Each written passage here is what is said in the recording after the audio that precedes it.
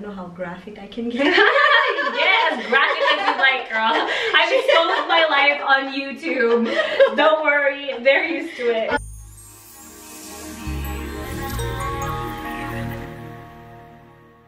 Hi, I'm Nalie and welcome to the Nalie Show, where I help you beat your battles and be the best version of you. Are you going through some shit and you're kind of ashamed of that shit? Well, today we're gonna teach you how to own your shit, pun intended. Because today I'm meeting with the beautiful Sneha Patel. Sneha has Crohn's and colitis and openly shares what she calls her poopin' problem on Instagram and online on her blog, snehapatel.net. It's tough because as a woman, talking about bowel problems can feel a little embarrassing, but let me tell you, she owns it. And she's coming over to share her story and give you 5 tips on how to own your shit.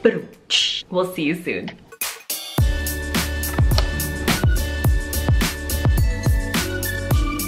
So what would you like to drink? I'll have a Coca-Cola.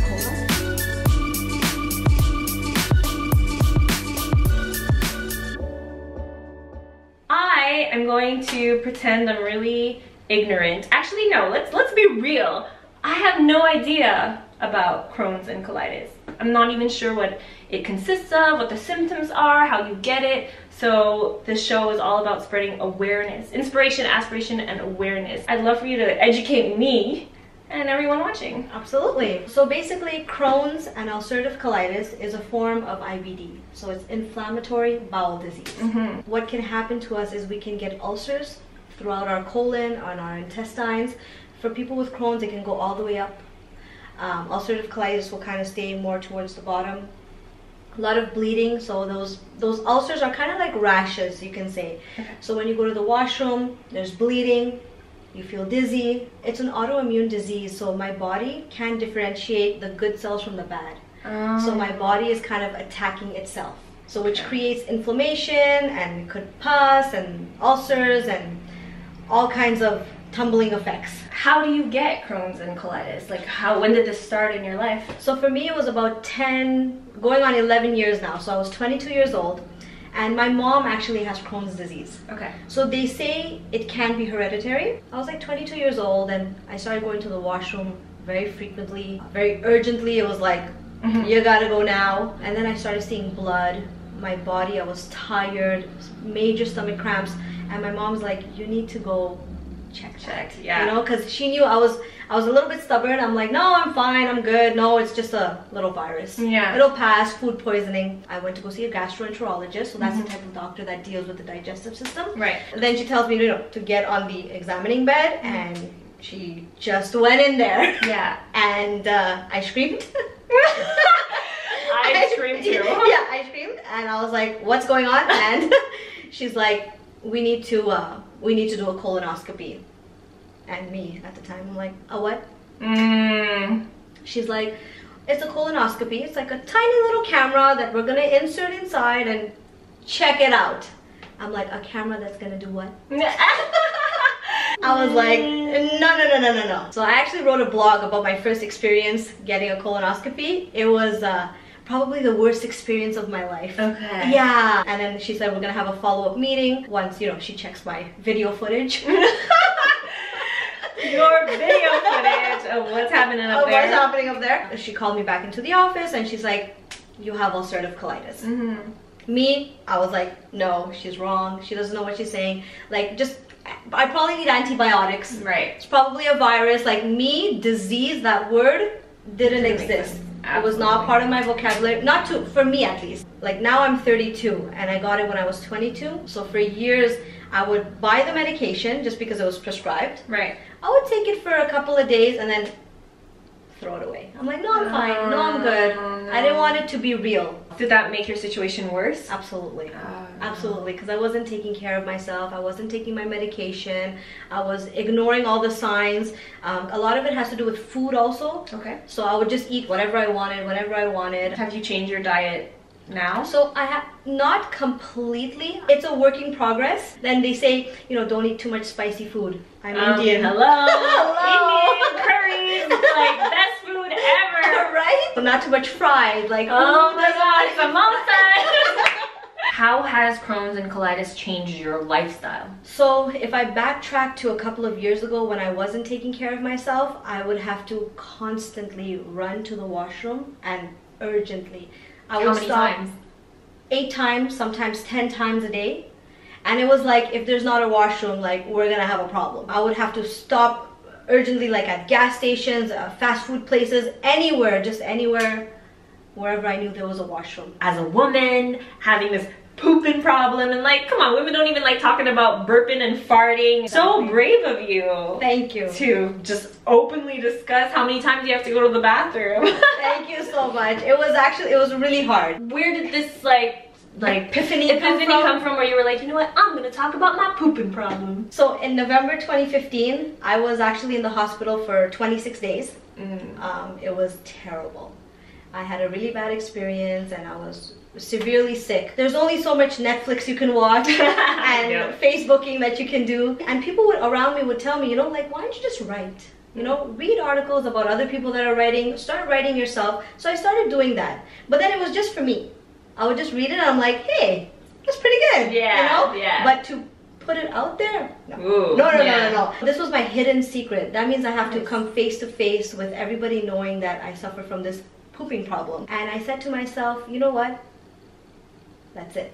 I'm gonna put it out there. Yeah, because there's a lot of people who have Crohn's and colitis. You know, actually, people have reached out to me with Crohn's and colitis. No way. Yeah. We all have our different journeys, but it's the same battle, right? Exactly. So there's always, the whole point of the Nalie show is because there's always that one person watching who's like, oh, me too. So your social media handle is Sneha Patel _ colitis. I want to know, because this is something that I have trouble with too, is, you know, being known as the cancer girl, you know, the girl with that cancer story, but I'm so much more than that, and you're so much more than that. Sure. Like, by doing that, do you feel like your disease is defining you? How do you separate the two? That's a good question. And to a certain degree, I do feel like it's defining me, but defining me in a good way, because not only am I talking about my disease, but I'm connecting with people. It's a way for me to stay positive. I get inspired from other people. I like to think that I inspire other people. Yeah. So it's bigger than just the disease. Yeah. It's about, you know, positivity and being grateful and just sharing your story. I think you do a good job. I'm happy you're saying that, because that's exactly what I wanted people to know, is that, you know, we put it out there, but we're so much more than our disease, because a lot of people have this disease, but no one's doing what we're doing. And I think instead of the disease defining us, it's our strength. And it's the fact that we own it. Own it. And that's what Sneha is here to do today, is how does she own it? Look at her, she's just chilling, she's relaxed, she's having her Coke, we're chillier. Yeah, but how do you own it? And that's why you're here, because I would love you to give your 5 tips on how to own your shit. Yeah, get pun totally intended. And shit, aka whatever shit you're going through. Cancer, Crohn's and colitis, depression, disabilities, and all the other illnesses. That's your shit, and this is how you're gonna own it. You ready? Ready. Let's do this. Number 1, laugh at yourself. So for me, the biggest thing was, you know, being embarrassed about this pooping disease, right? That, are other people gonna laugh at me if I put it out there? Are they gonna think that, you know, I'm less ladylike? Are they gonna make fun of the fact that I have a bowel disease? I love to put it out there and laugh at myself. Then they can't laugh at me. Yeah, you beat them to it. Exactly. Totally I beat them to it. And it's not a front. I genuinely love to laugh. I love to make people laugh. I love to laugh at myself. I love when people make fun of me. It's like, you know, you need to just enjoy your life and have fun and just laugh at yourself. I love it, because I laugh at myself all the time and I make myself laugh. Exactly. And even just like, you know, with the bald head and stuff and like the peach fuzz currently growing, I always tend to call myself like, I look like Gollum from Lord of the Rings. You rock it. You rock it, girl. 2, watch, read, listen to anything that just makes you feel good. So whether it's positive quotes, funny memes, pictures of puppies, this video right now. Exactly, this the Nalie video. show every Monday. Whatever it is, if it makes you feel good, keep doing that. I don't know if any of you have read the book The Secret. There's actually there's a documentary book and there's a documentary actually on Netflix. Sometimes when I'm getting ready in the morning, I'll just put it on my tablet or on my phone in front of my dresser, and it's background. And I'm getting ready, and it's just background, and whatever resonates with you, whatever makes you feel good, just do that and keep doing it. Owning it is you taking action. A lot of people like, oh wow, they own it, and it's just like, it's natural for them. But no, we actually do things every day to make sure that we have the strength and the confidence to have that energy to own it. Number 3. Create your entourage. I can't stress the importance of family, friends, just people that are gonna keep you in high spirits. Not necessarily people that are gonna be like, oh, and feel bad for you and pity you.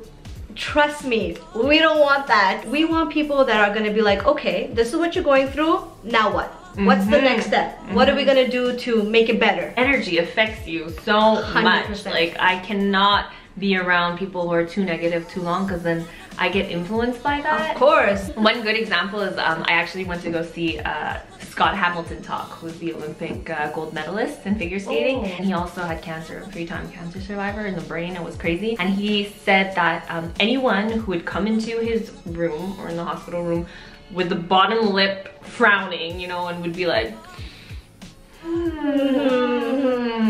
would be immediately kicked out. I agree with that. Yeah. And when he said that, I'm like, oh my god, that's so true. Do not show me your bottom lip. Number 4. Turn your weakness into your strength. How? As I said before, it wasn't an easy decision for me to decide to put my stories out there because, you know, the embarrassing aspect and what are people gonna think, and are people gonna label me as, you know, the sick girl, the girl with the bowel disease. Once I decided to write and press submit, there was something so freeing about that.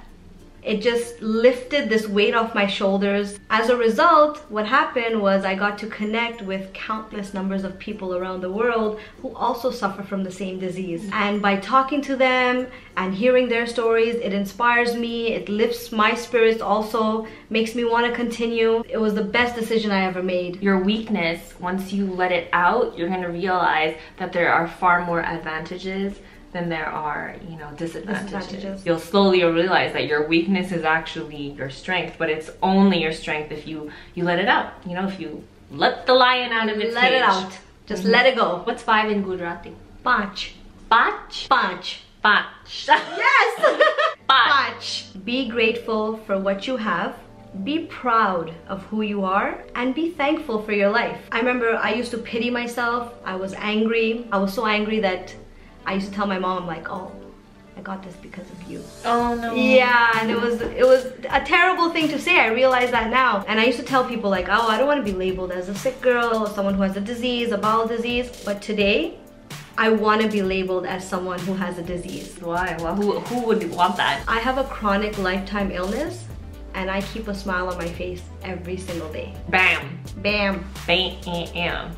And I'm grateful for that. Regardless of what I'm going through, I'm happy. We always tend to focus on the things that we don't have. If you just flip that perspective and focus on what you do have, you're gonna realize that your illness is nothing compared to the beauty and the love and the support that we're showered with, or everyone can find something that they're grateful for. And what's crazy is that you had mentioned that your last point was to be grateful, and then I was like, oh, this point has been mentioned over and over again on the Nalie show, yeah. But that's like the basics. The basics. Absolutely. Exactly. Like, being grateful is the #1 tip, and it's like the #1 tip that keeps coming back on the show, but it's the most important point. And I really feel like if you're grateful for what you have, then your problems, all your problems, will just wash away. Wash away. And now it is time for the random question.